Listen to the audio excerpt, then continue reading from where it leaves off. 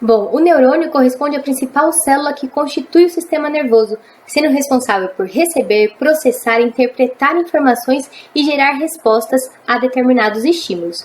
Só que os neurônios não ocorrem de maneira isolada no sistema nervoso. Então, constituindo o sistema nervoso, nós também temos as células da glia, também designadas como neuróglias, que estão implicadas em fornecer, promover sustentação, nutrição e proteção aos neurônios.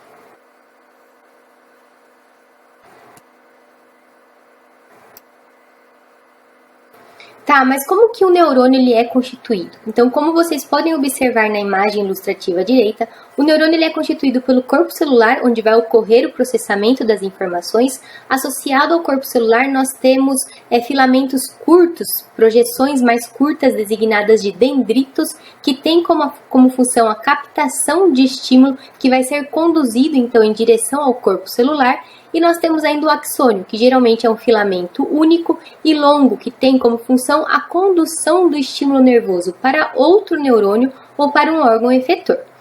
O axônio ele vai ser revestido ainda pela bainha de mielina, que nós discutiremos mais adiante. Os neurônios têm duas propriedades importantes. Uma delas é a excitabilidade elétrica, ou seja, mediante a determinado estímulo, o neurônio consegue gerar um potencial de ação caracterizado pela despolarização da membrana.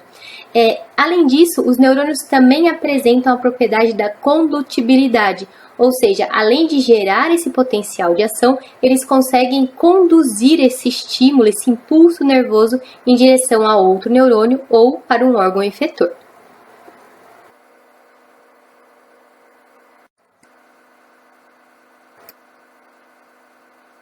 Agora, como já foi dito anteriormente, os axônios encontram-se envoltos pela bainha de mielina, que corresponde a uma capa de tecido adiposo.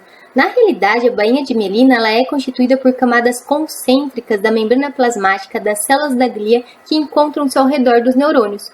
Como a membrana plasmática ela é constituída basicamente por lipídio e proteína, e lipídio em sua maior proporção, a bainha de mielina corresponde a uma capa de tecido adiposo. E ela está implicada não somente na proteção do axônio, como também ela funciona como um isolante elétrico. Só que tem um detalhe, a bainha de mielina ela não se dispõe de maneira contínua ao longo de todo o axônio, ou seja, ocorrem interrupções nessa bainha de mielina em intervalos regulares. Esses pontos de interrupção são designados de nódulos de Ranvier. E desse modo, como a bainha de mielina ela funciona como isolante elétrico, o potencial de ação, ou seja, o impulso nervoso, ele é conduzido de maneira saltatória, de um nódulo de Ranvier para outro nódulo de Ranvier. Essa condução saltatória do impulso nervoso possibilita também a transmissão, a condução desse potencial de ação, desse impulso nervoso de uma maneira mais acelerada.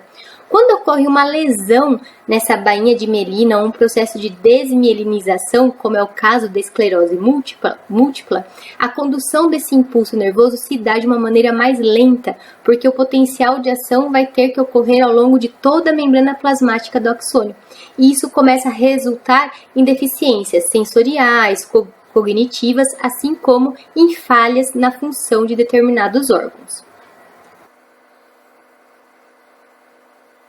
Então, a bainha de mielina não só protege o axônio, como também favorece, acelera a condução do impulso nervoso por esse axônio.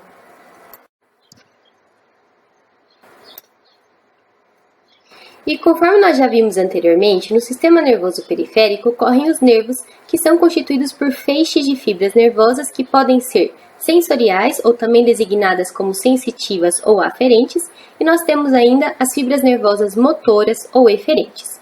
E o que são as fibras nervosas? Bom, as fibras nervosas elas são constituídas pelos axônios dos neurônios.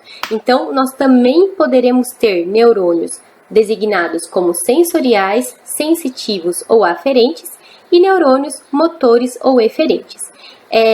Esses neurônios sensoriais e motores, eles ocorrem no sistema nervoso periférico e ambos vão apresentar um axônio bem longo.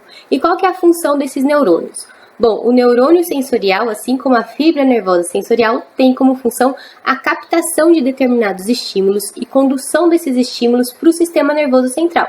enquanto que o neurônio motor ou eferente, assim como a fibra nervosa motora ou eferente, tem a função de conduzir a resposta gerada no sistema nervoso central para um órgão efetor. Existe ainda, no que diz respeito aos neurônios, um terceiro tipo de neurônio, que é o neurônio associativo, que ocorre no sistema nervoso central, no encéfalo e medula espinhal. Esse neurônio associativo, ele tem um axônio mais curto e ele tem como função, como o próprio nome já diz, né, realizar a associação, a intercomunicação, a interligação entre o neurônio motor e o neurônio sensorial. Tá? Então, ele possibilita a transferência, né, de estímulo nervoso entre esses dois tipos de neurônio. Bom, agora aqui eu deixo uma curiosidade para vocês. Vocês acham que o sistema nervoso tem competência, habilidade para se regenerar? Bom, o sistema nervoso periférico, sim, ele tem habilidade de reparo e autorregeneração. Então, quando ocorre lesão em um nervo, em um conjunto de fibras nervosas, em axônios, desde que o corpo celular desses neurônios não tenha sido destruído, ocorre essa possibilidade de regeneração. Então, num primeiro momento, esse axônio lesado, ele sofre uma degeneração, entra num período de repouso e depois ele se reconstitui, mas trata-se de um processo lento. Agora, o sistema nervoso central não tem essa habilidade de reparo e autorregeneração devido à sua complexidade em termos de organização. Então, qualquer lesão no sistema nervoso central compromete determinadas funções do indivíduo.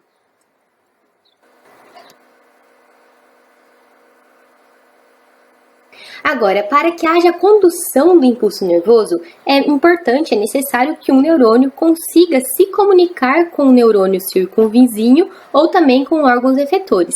Então, essa região de contato, de comunicação de um neurônio com outro neurônio ou com um órgão efetor é designada de sinapse. Então, nessa sinapse, nós teremos a presença de um terminal pré-sináptico, a membrana pré-sináptica, geralmente de um axônio, onde nós teremos a presença de vesículas nesse terminal pré-sináptico contendo neurotransmissores. Essas vesículas, quando chega o impulso nervoso nesse terminal, elas se fundem, né, a membrana plasmática, liberando esses neurotransmissores para essa região da fenda sináptica.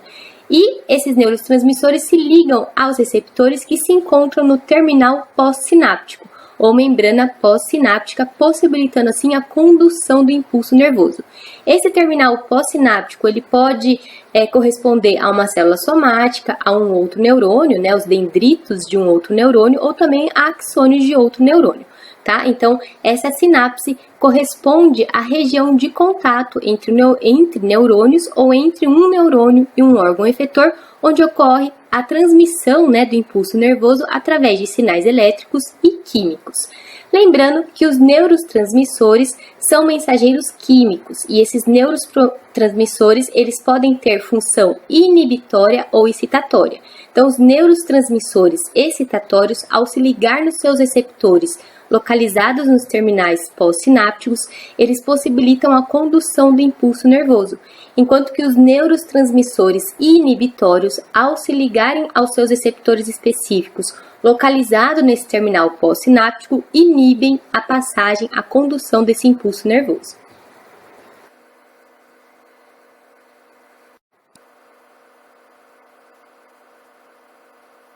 E de acordo com as características do terminal pós-sináptico, nós temos diferentes tipos de sinapse. Então, nessa imagem aqui ilustrativa, no primeiro desenho, nós temos representado uma sinapse axodendrítica, onde o axônio se comunica com o dendrito de um outro neurônio. No segundo desenho, nós temos uma sinapse axossomática, onde o axônio de um neurônio se comunica diretamente com o corpo celular de outro neurônio. Enquanto que no último desenho, nós temos uma sinapse axo-axônica, onde o axônio de um neurônio se comunica com o axônio de outro neurônio. Nós podemos também ter sinapse neuroefetora, que é quando o axônio de um neurônio se comunica diretamente com o órgão efetor, e também a sinapse neuromuscular, quando o axônio de um neurônio se comunica com uma fibra muscular estriada esquelética.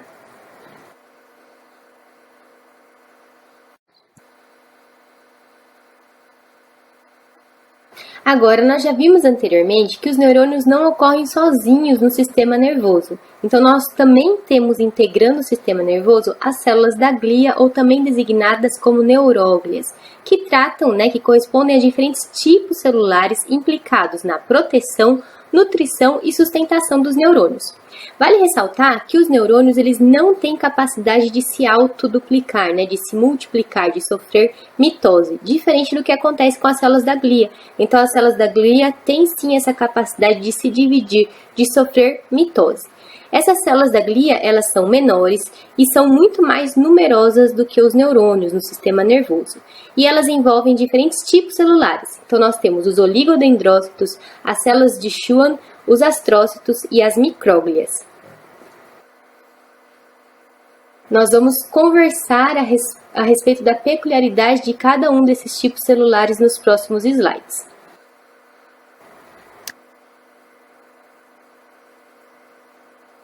A começar então pelos oligodendrócitos e células de Schwann.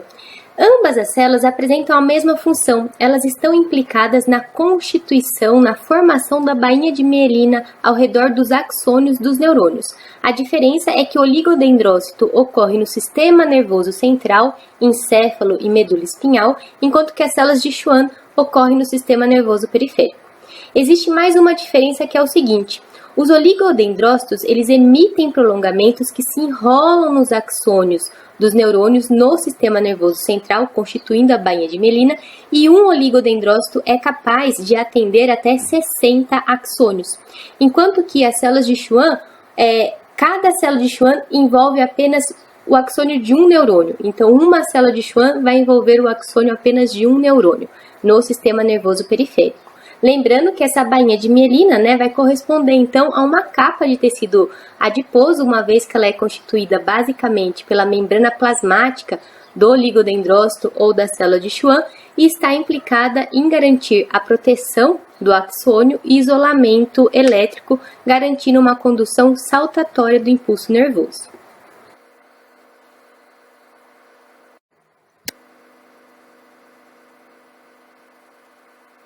Agora, os astrócitos e as micróglias ocorrem apenas no sistema nervoso central. Os astrócitos recebem essa designação porque tratam-se de células que apresentam ramificações com aspecto morfológico de estrela, conforme vocês podem observar nesta imagem ilustrativa no canto lateral esquerdo do slide. Os astrócitos, eles estão implicados na nutrição e oxigenação do neurônio, uma vez que eles estabelecem a conexão, a comunicação entre os vasos sanguíneos e os neurônios, possibilitando então a transferência, a passagem de nutrientes, oxigênio, gás carbônico por meio de difusão. Já as micróglias, elas atuam como se fossem os glóbulos brancos da corrente sanguínea, então elas estão implicadas em garantir a proteção no sistema nervoso central e realizar a fagocitose de restos celulares. Então ela tem também uma ação fagocitária.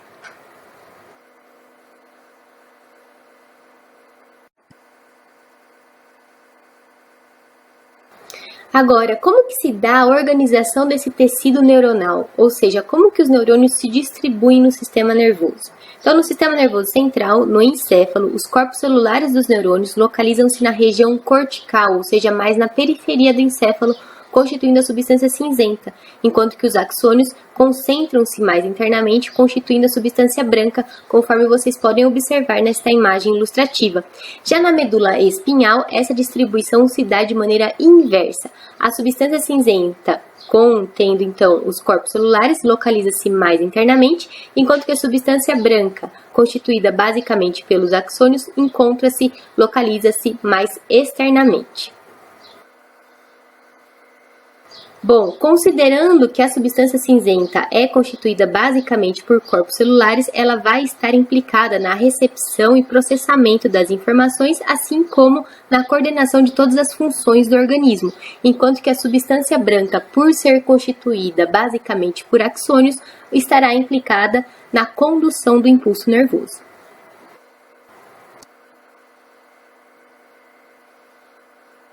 Agora, no sistema nervoso central, mais em especial no encéfalo, podem ocorrer também pontos de aglomeração de corpos celulares de neurônio, constituindo o que nós chamamos de núcleo. E daí nós teremos diferentes tipos, né, de núcleos, cada núcleo com uma função específica. Vale ressaltar que os corpos celulares dos neurônios ocorrem em especial no sistema nervoso central. O único ponto, único local em que ocorre corpo celular de neurônio fora do sistema nervoso central é nos gânglios nervosos, tá? Então, constituindo o sistema nervoso periférico.